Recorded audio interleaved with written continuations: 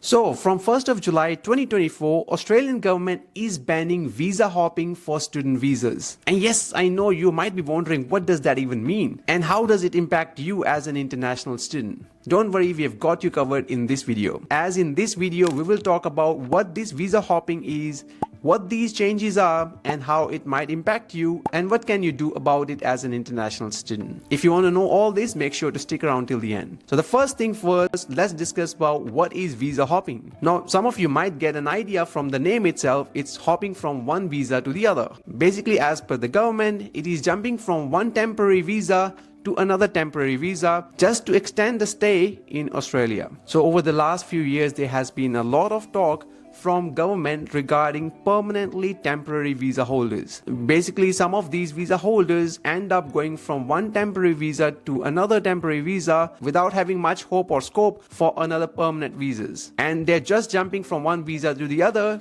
to extend their stay in Australia for as long as possible. Now, in terms of what they're actually banning from 1st of July 2024, we'll talk about that in a couple of minutes. Now, before that, let's look at some of the data related to this visa hopping thing. So as per the minister's statement, it says that in 2022-2023, over 150,000 international students stayed in Australia on a second or a subsequent student visa, which is a 30% increase. As you can clearly see from this statement, that there are many international students who are on their second or subsequent student visas in Australia, and government wants to crack down on this. Although I must say that we need to keep in mind that some of these visa holders could be the students who were affected during the COVID-19 pandemic, who could have got their second or subsequent visas just because they couldn't enter during the pandemic times in Australia.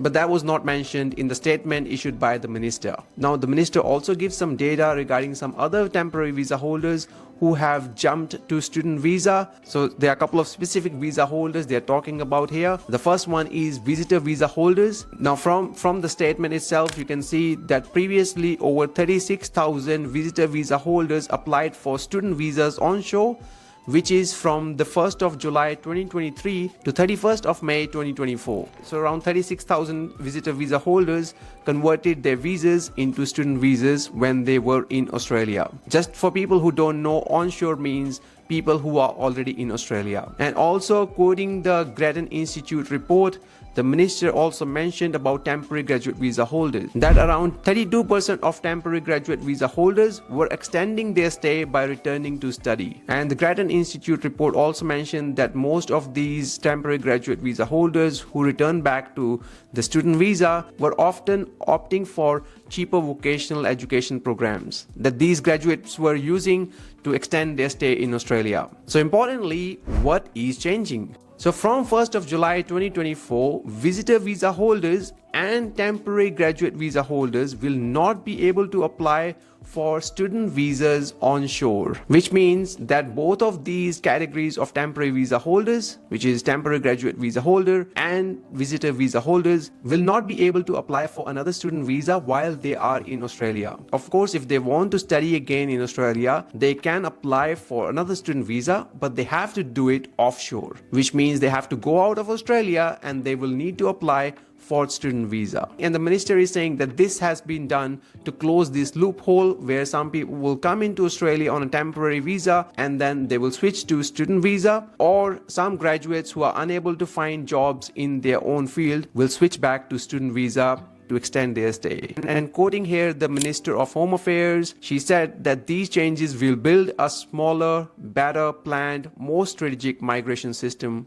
for Australia. One important thing though for temporary graduate visa holders that she is mentioning in her statement, which is that this change make it clear that graduates should be finding skilled jobs and becoming permanent residents or departing the country when they are more likely to become permanently temporary. So clearly there is one good news, that the government does want international students who are skilled enough to find a job to stay permanently in Australia and to become a permanent resident. They want to make sure that the students who are getting their temporary graduate visas be able to find jobs in the skilled work that Australia needs and then become permanent residents of Australia, which is great to hear from the minister minister herself, as they are accepting that international graduates who have the skills right fit for Australia, they can go on to become a permanent resident. Now, what does this mean for international students and what international students can do about it? The first thing first, genuine international students do not need to worry about this change. Why? Because this is kind of a loophole that has been used by people just to extend their stay in Australia. For many international students who are genuinely here for studies, they end up doing their courses. Either they depart Australia permanently anyways, or they do manage to get the right skills that Australia need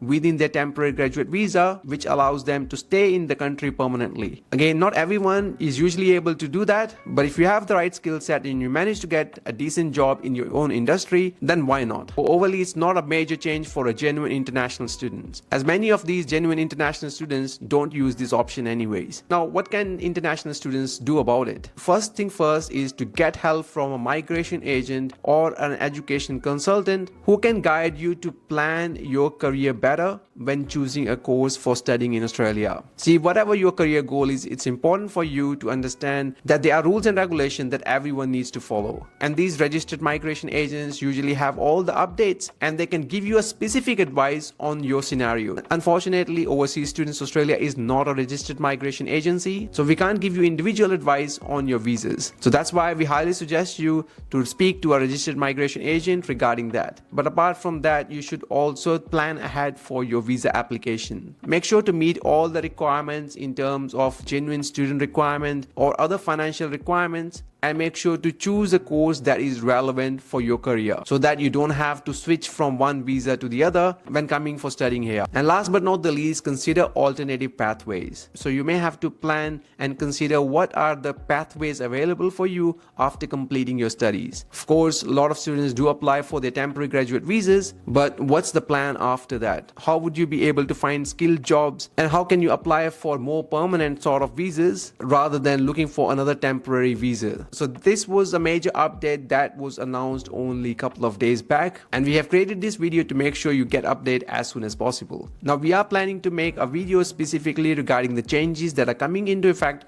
from 1st of July 2024 for international students. If you want to know more about it, make sure to subscribe to the channel and turn on the notification bell so you get the update right away as soon as we launch the video. And if you are someone who's planning to study in the July 2024 intake, then we've got you sorted with one video which you can watch by clicking over here. In this video, I'm talking about what you need to plan for the July 2024 intake. So click on that video and I'll see you there.